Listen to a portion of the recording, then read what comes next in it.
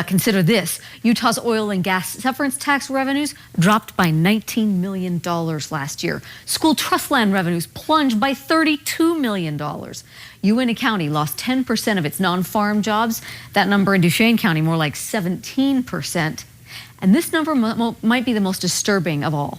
Domestic violence cases between unemployed men and women more than doubled. They're hurting out there in Uintah Basin. Science and nature specialist John Hollenhorst has more on what the surprisingly low oil prices are doing to people and families. At First Baptist Duchesne, the congregation jumped last year from 5 or 10 members to 40 or 50. When people lose hope because of lack of jobs or lack of being able to provide for their family, they begin to search for answers on a deeper level. Endalina Alexi's family is a case in point. She remembers the family stress early last year when her husband Jim was laid off from the oil fields. We're scared, that was like our first, it's just like, oh my gosh, what are we going to do? To a lot of people, this was devastational. I've seen U-Haul trucks, I've seen families ripped apart, I've seen, divorces initiated. We'll tell you how the Alexi family coped with it, but first, let's go further into the gloom. What can you do but cope?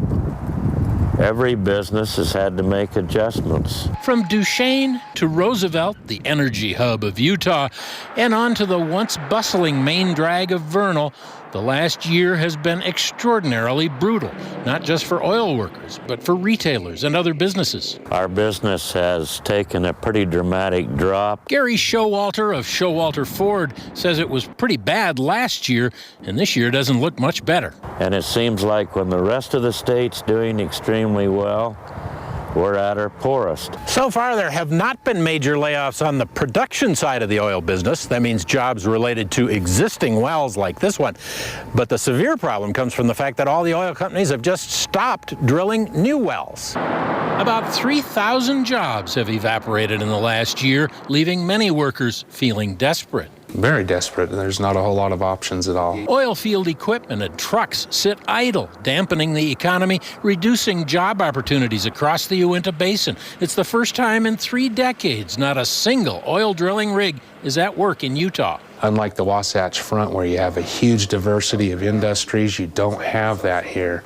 You need the training. The Utah Department of Workforce Services does offer job retraining and workshops, such as resume writing. Education or training first include your degree, major institution, and if applicable, courses taken. We are able to help, but probably not as much as people need it right now. The department tries to connect laid-off workers with employers. I want them to know that we have a very skilled labor force. We have people that are ready and willing to work. But most opportunities are in other parts of the state. The only employer that rescued a sizable number took 50 workers, ironically, for a different segment of the energy sector. They're looking for people to help with the solar panel project that they're doing down in southern Utah. Having to move is a big worry for many who have strong family roots in the Uintah Basin, like Norma Bird. When you live through all your life, you've seen the ups and downs of it, but this is the worst. Showalter, a former Vernal mayor, says it's the worst ever.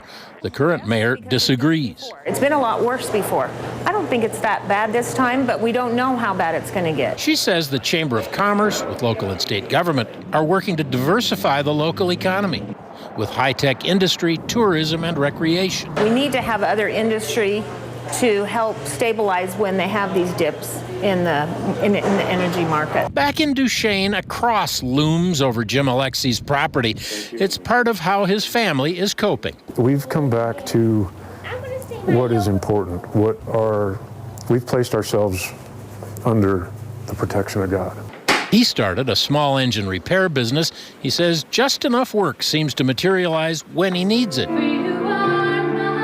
The Alexis recommitted to their born-again faith. She's concentrating on a possible career as a Christian singer-songwriter. And they say like a faith that isn't tested is a faith that's not trusted. John Hollenhorst, KSL 5 News in the Uintah Basin. John, thanks. No one knows if oil prices will rebound anytime soon. In the Uinta Basin, as you might imagine, there's a lot of pessimism. Many people believe their piece of the oil business will never again bustle the way it used to. So, different perspective to these low gas prices.